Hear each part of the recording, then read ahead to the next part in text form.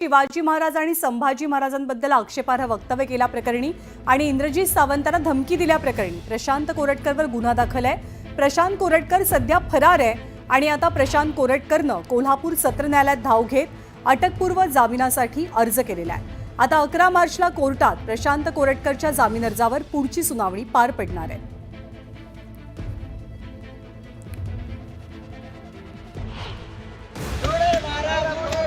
धमकी प्रकरणातील आरोपी प्रशांत कोरटकरच्या अडचणीत आणखीन वाढ झालेली। कोल्हापूर पाठोपाठ आता नागपूर पोलिसांनी सुद्धा त्याच्या विरोधात गुन्हा दाखल केलाय। खरं तर कोल्हापुरात कोरटकरवरती गुन्हा दाखल झाल्यानंतर जवळपास 100 तासांनी नागपूर पोलिसांना जाग आली। आमच्या सगळ्या समाज बांधवांचा 18 पगड जाती 12 बलुतेदारांचा हा दबाव आहे, म्हणून शासनाने हा निर्णय घेतला आहे। आणि आता जर तो कुणाच्या हातात जर सापडला चुकून आणि काही झालं त्याचं सर्व्हिसची जबाब शासन राहणार आहे। त्याचं आमच्या कोणताच हे संपूर्ण नागरिक कृती समिती जबाबदार राहणार नाही, हे मी विचारात घ्यावं। प्रशांत कोरटकरवरती इतिहास अभ्यासक इंद्रजीत सावंतांना फोनवरून धमकी दिल्याचा आरोप आहे। तसंच त्याने सावंतांशी बोलताना छत्रपती शिवाजी महाराजांविषयी आक्षेपार्ह वक्तव्य केलंय। इंद्रजीत सावंतांनी या प्रकरणी तक्रार दाखल केल्यानंतर कोल्हापूर पोलिसांनी कोरटकर विरोधात गुन्हा दाखल केलाय। तर कोरटकरने तो मी नव्हेच असा पवित्रा घेतला होता। दरम्यान नागपूर पोलिसांनी कोरटकरच्या घराला संरक्षण दिलं होतं। संशयित आरोपीच्या घराला पोलीस संरक्षण दिल्यामुळे अनेकांच्या भुवया उंचावल्या होत्या। या प्रकरणी गुन्हा दाखल करून घेण्यास नागपूर पोलिसांकडून टाळाटाळ केली जात होती, पण अखेर नागपूर पोलिसांनी गुन्हा दाखल केलाय। गुन्हा त्याचा दाखल केलेला आहे, पण नुसता गुन्हा दाखल करून होणार नाही। जेव्हा आम्हाला लोकांना समजतो कुठं आहे, तो पोलिसाला का समजत नाही की तो कुठं आहे। त्यांनी त्याला पकडावं, त्याच्यावर कारवाई करावी। जर FIR कोल्हापूरला झालं त्याला पकडून कोल्हापूरच्या पोलिसांच्या अधीन करणं हे आमच्या इथल्या पोलिसांचं काम आहे। प्रशांत कोरटकरवरती गुन्हा दाखल करावा म्हणून नागपूरमधील सकल मराठा समाज चांगलाच आक्रमक झाला होता। त्यानंतर नागपूर पोलिसांची झोप उडाली। इकडे कोल्हापूर पोलिसांनी कोरटकरच्या फोनचा CDR तपासला असता कोरटकरनेच सावंतांना फोन केल्याचं स्पष्ट झालंय। कोल्हापूर आणि नागपूर अशा 2 ठिकाणी कोरटकरवरती गुन्हा दाखल झाल्यामुळे त्याच्या भोवती कायद्याचा फास आवळला गेलाय। उदय तिमांडे, न्यूज 18 लोकमत, नागपूर। तर प्रशांत कोरटकर अजूनही फरार आहे। त्याच्या शोधासाठी पोलिसांची पथकं सुद्धा रवाना झालेली आहेत। पोलिसांच्या अंदाजानुसार 2 ठिकाणे आहेत, एक तर इंदूर किंवा बालाघाट।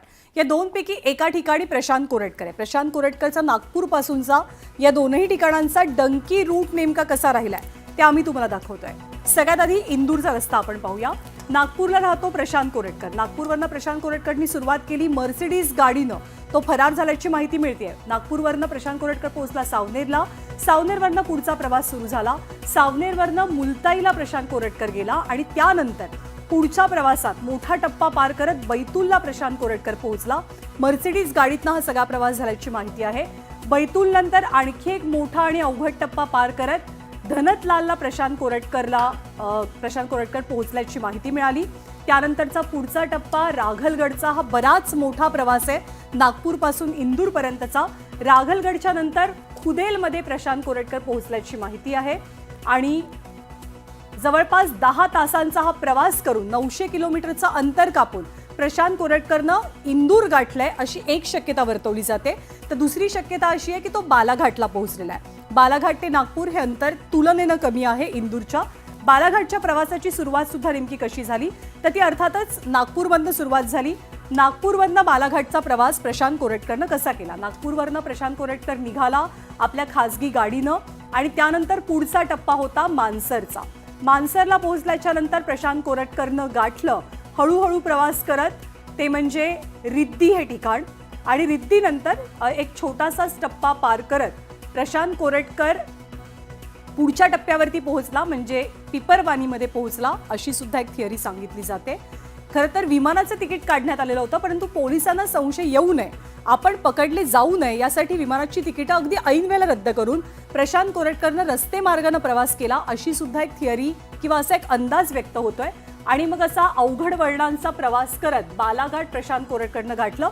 जवळपास 4 तासांचा प्रवास नागपूर ते बालाघाटचा 184 किलोमीटर इतकं हे अंतर आहे। त्यामुळे प्रशांत कोरटकर हा नेमका बालाघाटला आहे का तो इंदोरला आहे या संदर्भात पोलीस तपास करतायत। उद्या प्रशांत कोरटकर पत्रकार परिषद घेण्याची शक्यता सुद्धा आहे।